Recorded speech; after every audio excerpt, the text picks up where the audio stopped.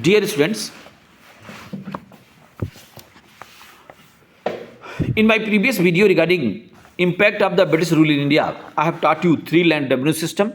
In this video, I would like to teach you two more points regarding economic policies. First one, to land revenue system I have taught you.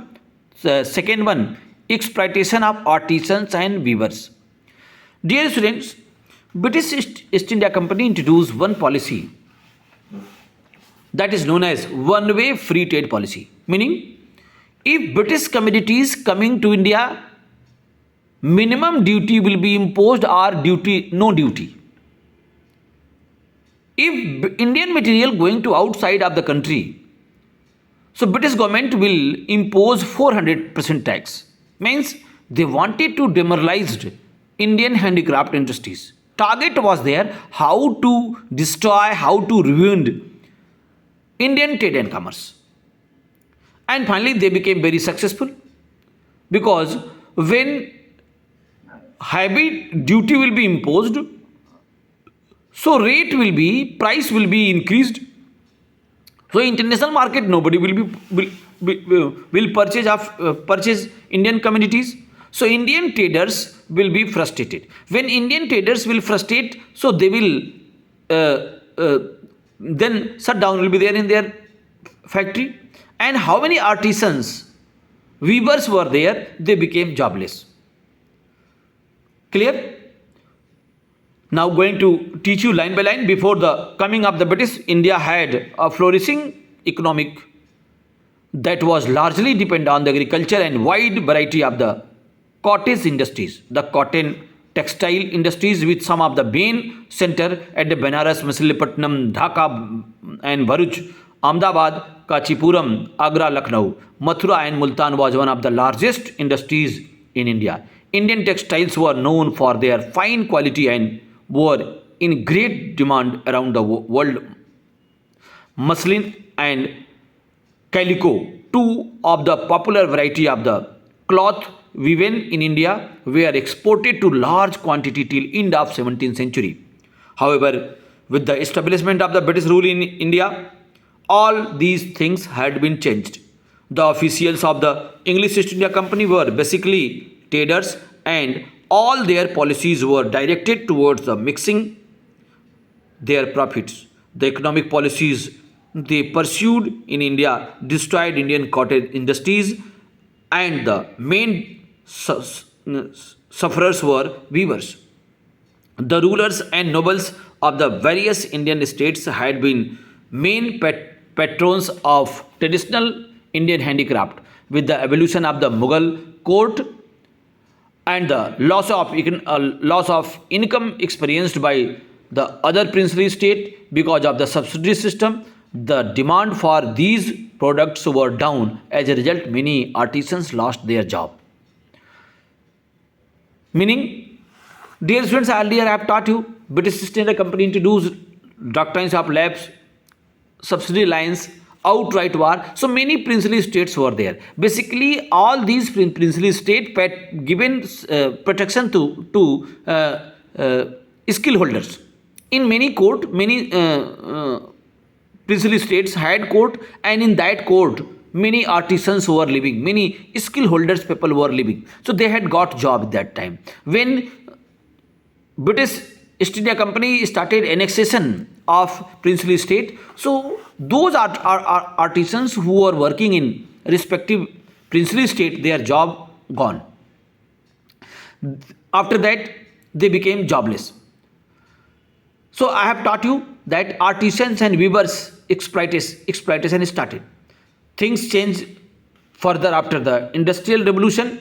British factories were now producing large quantity of cloth, for they needed enormous amount of raw cotton.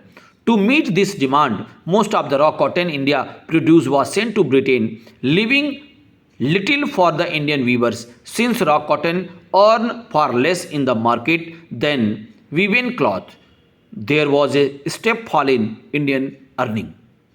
Soon weavers in Britain began to put pressure on their government to restrict and prohibit the sale of Indian textile in Britain to enforce this heavy duty were imposed on Indian products entering Britain. This made Indian cloth much more expensive than cloth made in Britain, leading to a sharp fall in the sale of Indian textile. Means how to demoralize Indian textile. I would like to mention 400% tax duty was imposed by Britishers. Okay, otherwise British weavers were worried because Indian had good quality textile industries. At the same time, Indian market were opened for the goods manufactured in Britain. The Indian market came to be flooded with the cheap cotton products from Britain on which no duties were charged. Gradually, traditional handicraft were replaced by machine made goods. The policy of one-way free trade destroyed the Indian industries and ruined the Indian weavers and artisans. Thus, as a result of the economic policy practiced by Britishers, India, which had been manufactured and exporter of some of the finest fabrics in the world, became supplier of the raw material and importer of the machine made cloth. Means how Indian economy was transformed. Earlier, Indian handicraft industries very much flourished and Indian textiles very much demanded in European market. But by British policy, what happened? India was early exporter and India became importer because all handicraft industries shut down and India became the source of India became the market for the British finished goods and source of raw material of British factory. Next, one more point I have taught you, that commercialization of agriculture. Dear students, this is very, very important. Indian agriculture system was very much developed. India was self-sufficient unit, meaning India had tomato, potato, rice, wheat, milk, everything. Means Indian economy was not dependent on other economy. When industrial revolution taken place in Britain, what happened? Many industries established. So established industries required two things. First one, raw material. Second one, market. So that's why I have taught you in previous line. One-way free trade they introduced. They wanted to destroy Indian trade and commerce. When Indian factory will be shut down, then Indian will be depend on British finished goods, British made material. Same happened, and India was transformed as a market for British finished goods and source of raw material. Next impact is there, commercialization of agriculture. According to the need of the British economy, cash crops introduced by Britishers in India, means they made pressure to farmers. You have to produce cash crops, indigo. Okay, and what was the use of indigo? Indigo will be used for the coloring of the cloth. And after that, what happened? When cash crops, means according to the need of the British industrial system, cash crops introduced in India. So first one, scarcity of food came to existence and fertility also gone. And finally, what was the result? Famine came to existence. Many people died. So dear students, with reference to the British economic policies, I have taught you three main points. First one, land revenue system. With reference to the land revenue system, I have taught you three land revenue system: permanent settlement, Mahalwadi system and Rayatwadi.